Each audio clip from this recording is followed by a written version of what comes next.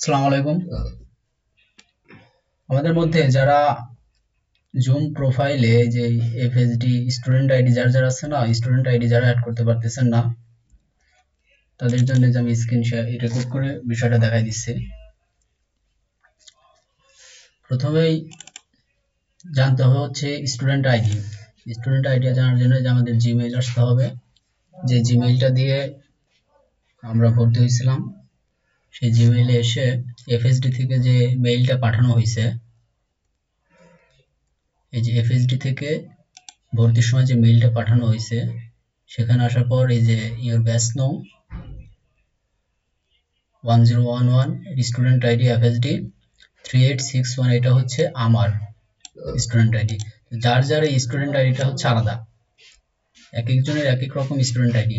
তো আমরা কি করব, এখান থেকে এই জায়গাটুকু কপি করে নেব। আগে এটুকু কপি করার পর আমরা যে জুমে আসবো, জুম ওপেন হতে একটু সময় নিচ্ছে।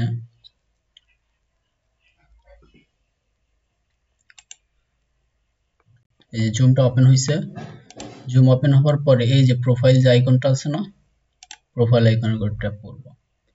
এখান থেকে যে প্রোফাইলে ক্লিক করার পর মাই প্রোফাইল থেকে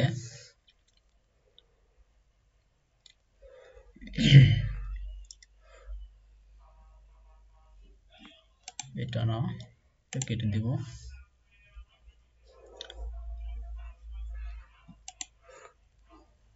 সরি, প্রোফাইল আইকন থেকে এই যে প্রোফাইল থেকে আমার মাই প্রোফাইলটা ওপেন হোক।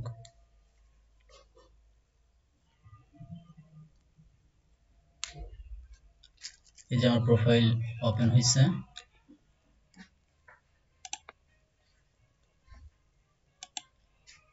এখান থেকে যে দেখুন, এখান থেকে আমি পিকচার চাইলে চেঞ্জ করতে পারবো, এবং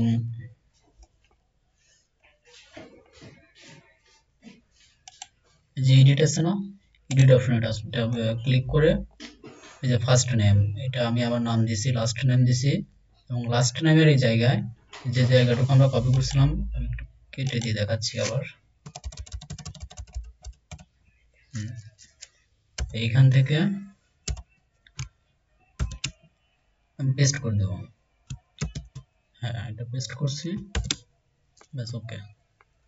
এখান থেকে সেভ দিয়ে দিলেই আমাদের নামের শেষে হচ্ছে যার যার স্টুডেন্ট আইডি, এভাবে সেভ করলেই যার যার স্টুডেন্ট আইডি সেভ হয়ে যাবে জুম প্রোফাইল নেমের সামনে। তো এই হচ্ছে বিষয়।